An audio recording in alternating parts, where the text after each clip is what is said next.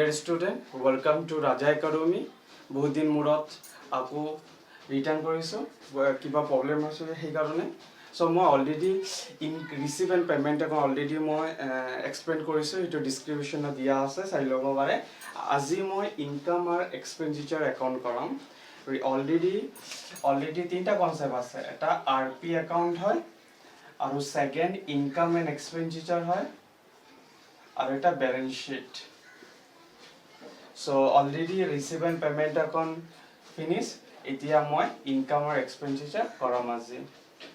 So receive and payment account or income or expenditure account major just difference to moi koiso. Je already receive and payment account hoise amar kintu tate ki concept to thake tate thake je amar current year previous year next year mane yak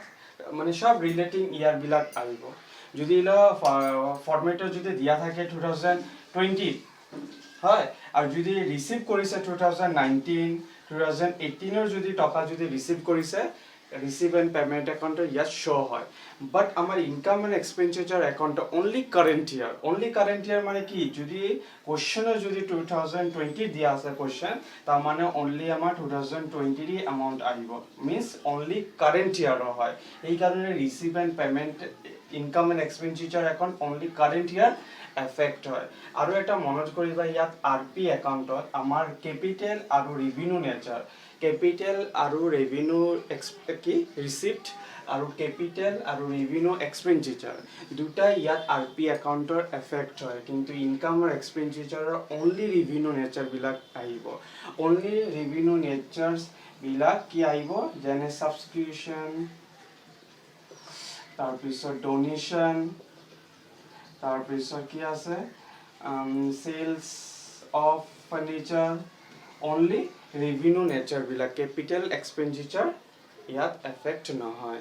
সাবস্ক্ৰিপশনৰ কনসেপ্টটো মই clear কৰি দিও prepare income and expenditure account for the year 31 2020 চাই লোৱা ইয়াত কি দিয়া আছে মোষ্ট ইয়াত ফলো কৰিব লাগিব আমাৰ ডেট কি ডেট দিয়া আছে 31 2020 তাৰ মানে আমাৰ সাবস্ক্ৰিপশনৰ তিনটা ইয়াৰ দিয়া আছে for 2018 to 19,000 for 19 to 20 15,000 20 to 21 2,000 আৰু adjustment দিয়া আছে যে outstanding subscription 200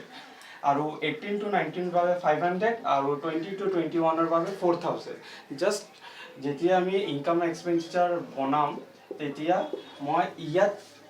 কোন ইয়াৰটো লব লাগিব মই অলৰেডি কৈছো যে কাৰেন্ট ইয়াৰ এফেক্ট হয় তাৰ মানে 31st মাৰ্চ 2020 তাৰ মানে 19 to 20 না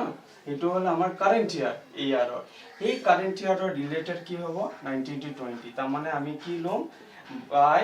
সাবস্ক্ৰিপশন কিমান হ'ব বাই সাবস্ক্ৰিপশন 15,000 আৰু এডজাস্টমেন্টৰ কি দিয়া আছে আউটস্ট্যান্ডিং সাবস্ক্ৰিপশন কাৰেন্ট ইয়াৰ সদায় কি হ'ব প্লাস হ'ব ওকে সো প্লাস আউটস্ট্যান্ডিং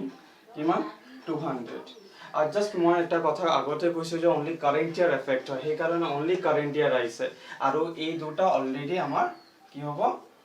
ইয়াত এফেক্ট নহয় আৰু জাস্ট এডজাস্টমেন্টৰ দিয়া আছে চাইলো ইয়াত 18 to 19 তাৰ মানে ইটো প্ৰিভিয়াস ইয়াৰৰ এমাউন্ট আউটস্ট্যান্ডিং দিয়া আছে 500 সো ইটো মাইনাস হ'ব মাইনাস আউটস্ট্যান্ডিং ফৰ 2018 to 19 500 আৰু এটো মাইনাস হ'ব কাৰণ এটো প্ৰিভিয়াস ইয়াৰ চাইলোৱা 20 to 21 এটো নেক্সট ইয়াৰ হয় এটো previous year next year outstanding for 2020 to 21 4,000 তাৰ মানে এটো ইয়াত মানে কনসেপ্টটো হ'ল যে সাবস্ক্ৰিপশন অনলি ইনকাম এণ্ড এক্সপেন্ডিচাৰ কৰিব গলে আমি কাৰেন্ট ইয়াৰ লব লাগিব আৰ এডজাস্টমেন্টৰ অনলি কাৰেন্ট ইয়াৰই প্লাস হ'ব আউটস্ট্যান্ডিং বাকি আমাৰ প্ৰিভিয়াস ইয়াৰ আৰু কি নেক্সট ইয়াৰৰ মাইনাস হ'ব প্লাস হল অনলি কাৰেন্ট ইয়াৰৰ মাইনাস হল আমাৰ কি প্ৰিভিয়াস ইয়াৰ আৰু কাৰেন্ট ইয়াৰ অলৰেডি মই সাবস্ক্ৰিপশন মানে যেতে ইনকাম এণ্ড এক্সপেন্ডিচাৰ এখন সলভ কৰিব যাবা তেতিয়া এইবিলাক কনসেপ্ট আহিব সাবস্ক্ৰিপশনৰ ডোনেশনৰ সেই কাৰণে মই সাবস্ক্ৰিপশনৰ ক্লিপটো মই অলৰেডি জাস্ট বিফোৰ কৰাইছো এতিয়া ডোনেশন ফৰ বিল্ডিংৰ কনসেপ্টৰ কম ইয়াত আমাৰ দুটা কোৱেশ্চন যেতিয়া সলভ কৰিব যাবা তেতিয়া ডোনেশন ফৰ বিল্ডিং এটা ওয়াৰ্ড আহিব তাৰ মানে কি বুজা আমাৰ ডোনেশন মানে ইয়াত দুটা কনসেপ্ট আছে এটা স্পেসিফিক আনস্পেসিফিক বুলি এটা ওয়ার্ড আছে আনস্পেসিফিক ফান্ড আর এটা আছে স্পেসিফিক করা স্পেসিফিক ফান্ড বলি স্পেসিফিক আনস্পেসিফিক আর স্পেসিফিক ডোনেশন ফান্ড ওকে তার মানে কি আছে দেখা ইয়াত চাই লোৱা ইয়াত ডোনেশন বুলি ওয়াৰ্ড আছে তাৰ মানে ইয়াত মেনশন কৰি দিয়া নাই যে এই ডোনেশনটো মই কি কামত ইউজ কৰিম কিন্তু ইয়াত নেক্সটটো ইয়াত আছে ডোনেশন ফৰ বিল্ডিং ক্লাব তাৰ মানে আমাৰ অলৰেডি মেনশন কৰি দিয়া আছে যে ডোনেশন আমি ক্লাব হাউসৰ বাবে দিছো বিল্ডিংৰ বাবে মই ডোনেশন দিছো সেই কাৰণে আনস্পেসিফিক আৰ স্পেসিফিকৰ ওপৰত কি কনসেপ্টটো হয় আমাৰ আনস্পেসিফিক যেটো হয় আনস্পেসিফিক তাৰ মানে সেইটো আমাৰ ৰেভিনিউ নেচাৰ বুলি আমি জানো তাক আমি ৰেভিনিউ নেচাৰ বুলি কওঁ আৰু তাক আমি ক্যাপিটাল নেচাৰ বুলি কওঁ ক্যাপিটাল নেচাৰ সো আমাৰ ইনকাম এন্ড এক্সপেন্সৰ কনসেপ্ট কি আমাৰ ৰেভিনিউ আহিব আমাৰ কি ক্যাপিটাল নেচাৰ এফেক্ট নকৰে সেই কাৰণে আমি খালি অনলি ডোনেশনই লম অনলি মেনশন যদি কৰা থাকে ডোনেশন ইনকাম এক্সপেন্সৰ ডোনেশনই আহিব আৰু স্পেসিফিক বিলাক ইয়াত এফেক্ট নকৰে যেনে ডোনেশন ফৰ বিল্ডিং ক্লাব হাউস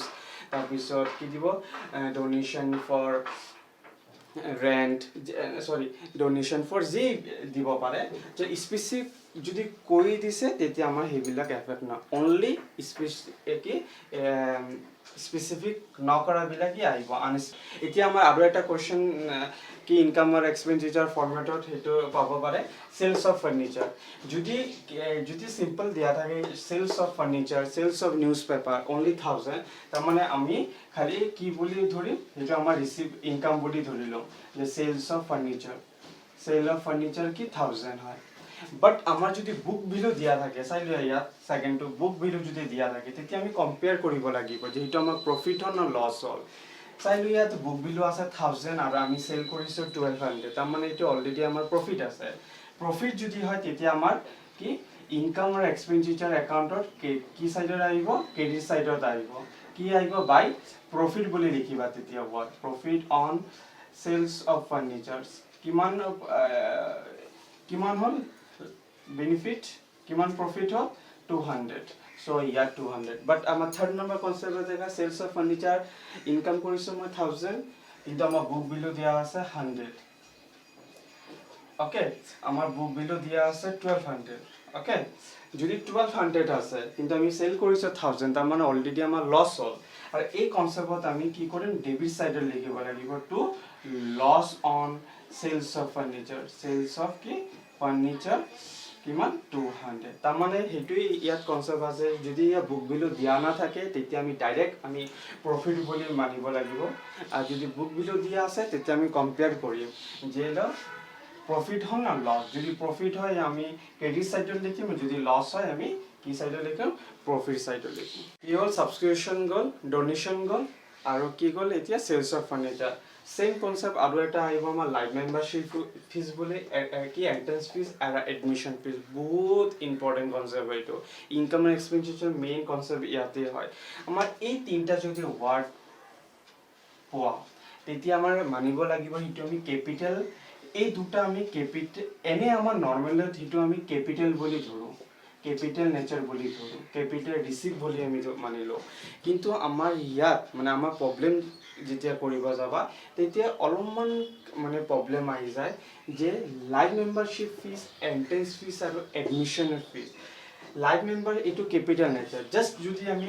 নরমালত যদি অ্যাডজাস্টমেন্ট দিয়া থাকে অ্যাডজাস্টমেন্ট যদি দিয়া থাকে এডজাস্টমেন্ট যদি দিয়া না থাকে তেতিয়া আমি হেতু ক্যাপিটাল নেচার বলি ধৰি লম যেতিয়া ফৰম্যাটটো বনাম তেতিয়া তলৰ নোট দি দিম যে live membership fees entrance fees আৰু এডমিশন ফিজ আমি কি ক্যাপিটাল ৰিসিভ বলি মানি লৈছো সেই কাৰণে এফেক্ট হোৱা নাই ইনকাম এন্ড এক্সপেন্ডিচাৰ একাউন্ট আৰু হ্যাঁ আৰু যদি এডজাস্টমেন্ট দিয়া থাকে সামটাইম এডজাস্টমেন্ট যদি দিয়া থাকে যে 50% আমি কি কৰো লাইভ মেম্বাৰশিপ ফিজ মানি লৈছো ক্যাপিটাল নেচাৰস ক্যাপিটাল নেচাৰ 50% বা 60% মানি লৈছো ক্যাপিটাল নেচাৰ তাৰ মানে 60% যদি ক্যাপিটাল নেচাৰ হয় তেতিয়া আমি 40% কি মানি লম ৰেভিনিউ সো অনলি ৰেভিনিউ টু আহিব তাৰ মানে আমি যেতিয়া ফরম্যাটটো বনাম তেতিয়া কি লিখিম by live membership fees by live membership fees কিমান ইয়াত 10000 দিয়া আছে ওকে সো এডজাষ্টমেন্টৰ কি দিয়া আছে 60% আমি ক্যাপিটাল ধৰিছো তাৰ মানে আমাৰ ক্যাপিটালটো তো এফেক্ট নহয় তাৰ মানে 40% ৰেভিনিউ সো অনলি 40% দি কেনে 10000 ৰ ওপৰ কিমান আহিব 4000 ওকে তাৰ মানে কনসেপ্টটো হিটুই বুজাই যে লাইভ মেম্বাৰশিপ ফিস এন্ট্রেন্স ফিস এডমিশন ফি তিনটা যদি দিয়া থাকে যে কোনো এটাই যদি দিয়া থাকে আমি এডজাষ্টমেন্ট চাব লাগিব এডজাষ্টমেন্টৰ কিবা দিয়া আছে নাকি যদি এডজাষ্টমেন্ট দিয়া থাকে তেতিয়া আমি এনেকা কৰি ফাইন্ড আউট কৰিব লাগিব যিমান পাৰ্সেন্টেজ দিয়া আছে হিটো পাৰ্সেন্টেজ পৰা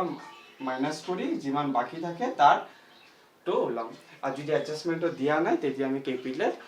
কি তেতিয়া নোট লিখিম যে মই এটো ক্যাপিটাল ৰেভিনিউ বুলি ধৰি লৈছো সেই কাৰণে আমাৰ সৰি ক্যাপিটাল নেচাৰ বুলি ধৰি লৈছো এই কাৰণে আমাৰ কি আহা নাই আৰু সামটাইম কিবা সামটাইম আৰু প্ৰবলেম আছে সামটাইম যদি সৰু ফিগাৰ দিয়া থাকে স্মল ফিগাৰ মানে 800,000 তেতিয়াও আমি আমাৰ কি বিবিধামৰ বা কেআৰডি দাসৰ দিয়া আছে সামটাইম পাই যাবা যে আহিছে বুলি লিখা আছে যে লাইভ মেম্বাৰশিপ ফিস 800 আমি দি দিছো তেতিয়া আমি কিয় 800 দিছো তেতিয়া আমি মানিলি সৰু এমাউন্ট না সেই কাৰণে আমি নোট লিখিম যে লাইভ মেম্বাৰশিপ ফিস আমি ৰেভিনিউ নেচাৰ বুলি ধৰি লৈছো সেই কাৰণে আমি ইয়াত এফেক্ট কৰিছো তাৰ মানে এইটোই কনসেপ্ট হয় যে যদি তুমি মানিব বিচাৰা ক্যাপিটাল ৰেভিনিউ তেতিয়া তুমি লিখিব লাগিব নোট আৰু যদি তুমি ৰেভিনিউ ৰিসিভ মানা তেতিয়াও লিখিব লাগিব আৰু এডজাষ্টমেন্ট যদি দিয়া থাকে তেতিয়া একৰ্ডিং টু এডজাষ্টমেন্ট কৰিব লাগিব চাইলো এতিয়া আমি হেবিলা গল এতিয়া আমি furniture purchase spot material honorarium investment cash in hand cash bank হেবিলাকো তুমি কি কোশ্চনত পাবা এতিয়া আমাৰ খালি মনত কৰিব লাগিব যে ইয়াত এসেট এফেক্ট নহয় এসেট মানে কি পাৰচেজ ফাৰ্নিচাৰ মানে অলৰেডি আমি যদি পাৰচেজ কৰিছো তাৰ মানে এটো ফাৰ্নিচাৰটো আমাৰ ক্যাপিটাল এক্সপেন্ডিচাৰ হৈ যায় ক্যাপিটাল নেচাৰ হৈ যায় ক্যাপিটাল এক্সপেন্ডিচাৰ নেচাৰ এই কাৰণে আমি ফাৰ্নিচাৰ পাৰচেজ মানে এটো কি অলৰেডি আমি কিনাৰ লগে লগে আমাৰ এটো এসেট হৈ যায় স্পট মেটেৰিয়েলস তাৰ পিছত ইনভেষ্টমেন্ট হ্যাঁ আৰু cash in hand cash bank হেবিলাক আমাৰ এসেটৰ আন্ডাৰত আহি যায় আৰু এই ফাৰ্নিচাৰ পাৰচেজ স্পট মেটেৰিয়েল এটো ক্যাপিটাল এক্সপেন্ডিচাৰৰ আহি যায় আৰু ক্যাপিটাল এক্সপেন্ডিচাৰ অলৰেডি এফেক্ট নহয় এই কাৰণে আমাৰ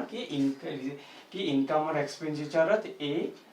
যিমান ৰেড কালাৰ আছে হেবিলাক এডজাষ্টমেন্ট কি হয় ইনকাম এক্সপেন্ডিচাৰ এফেক্ট নহয় খালি মনত ৰাখিব লাগিব যে ইয়াত যদি ৰিলেটেড ডেপ্ৰিচিয়েশন যদি দি দিয়ে যদি এডজাষ্টমেন্ট দি দিয়ে যে depreciation on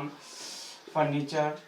at the rate of 10% তেতিয়া আমি খালি ডেপ্ৰিচিয়েশনটোই প্ৰভাইড কৰিম নহলে আমাৰ পাৰচেজ ফাৰ্নিচাৰ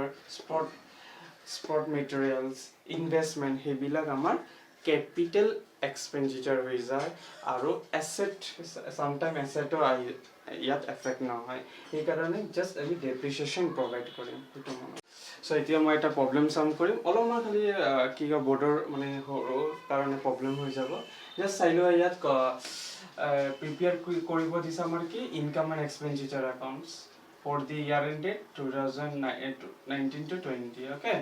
সো হিটো আমাৰ প্ৰিপেয়াৰ কৰিব দিছে হেইটো কোশ্চেনটো অলপমান চাইলো ক্যাশ ইন হ্যান্ড আছে 1000 ক্যাশ এট বেংক আছে 1200 সাবস্ক্রিপশন 18 to 19 দি আছে 1200 19 to 20 12000 আৰু 20 to 21 5000 আৰু ডোনেশন দি আছে 9000 donation for building 12000 line membership is 1000 sales of furniture 800 furniture purchase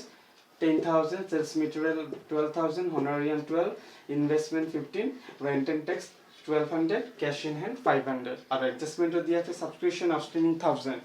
10% depreciation on furniture আৰু 60% is of live membership fees is to be capitalized just মই কৰি format two হ'ব কি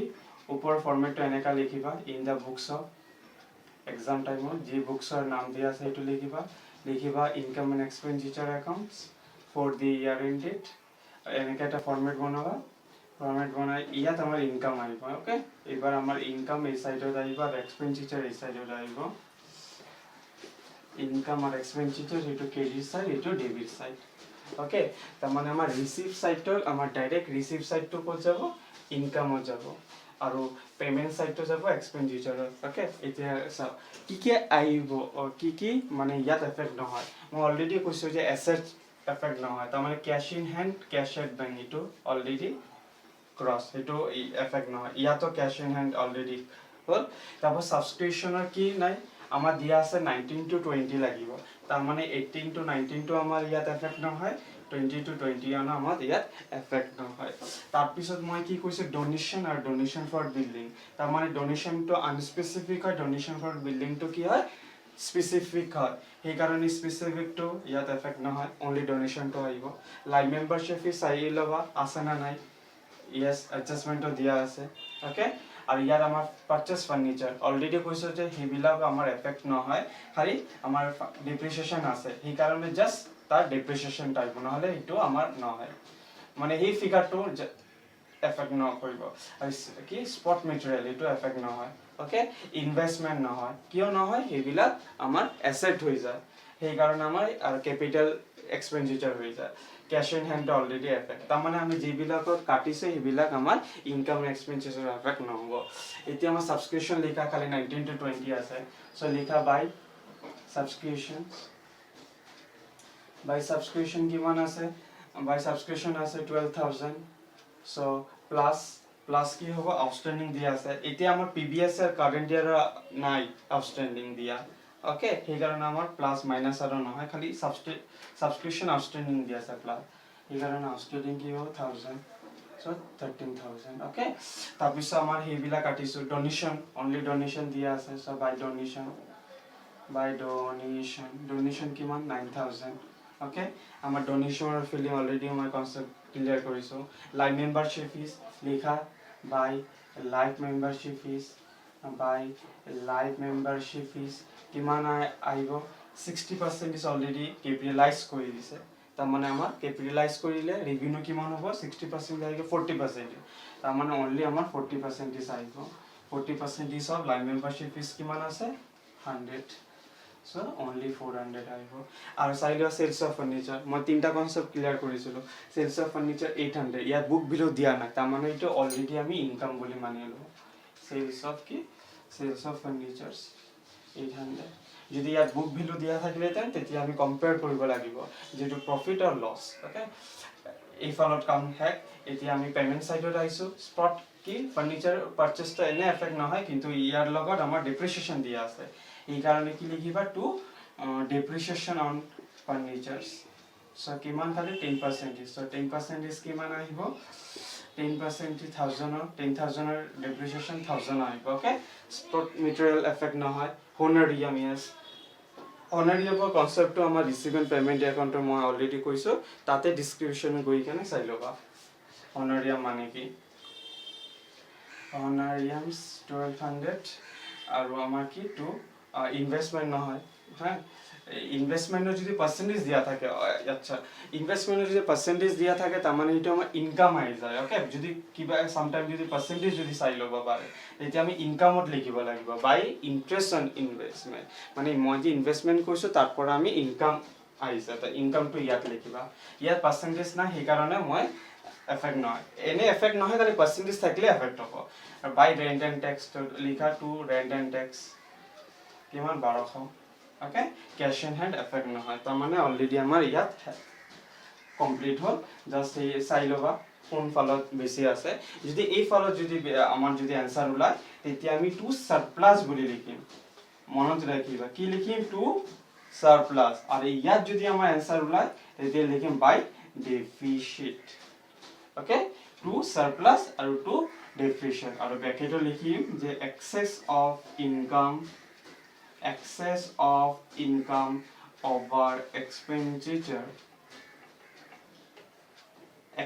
of income over expenditure এই ফালত লিখিম excess of expenditure over income cool তো two surplus answer আইলে two surplus নহলে বাই ডেপ্রিসিয়েট অলরেডি আমাৰ ইয়াত ইনকাম এক্সপেন্ডিচাৰ ইয়াত ফিনিশ হল অলরেডি মই রিসিভেন্ট পেমেন্ট একাউন্ট হৈছে সো যদি ভিডিও ভাল লাগে তেতিয়া সাবস্ক্রাইব আৰু লাইক কৰক আৰু যিমান পাৰক শেয়াৰ কৰি থাকক নেক্সট ভিডিওৰ মই আকৌ ফাইনাল একাউন্ট লৈ আহিম এটা most important concept so please guys support and share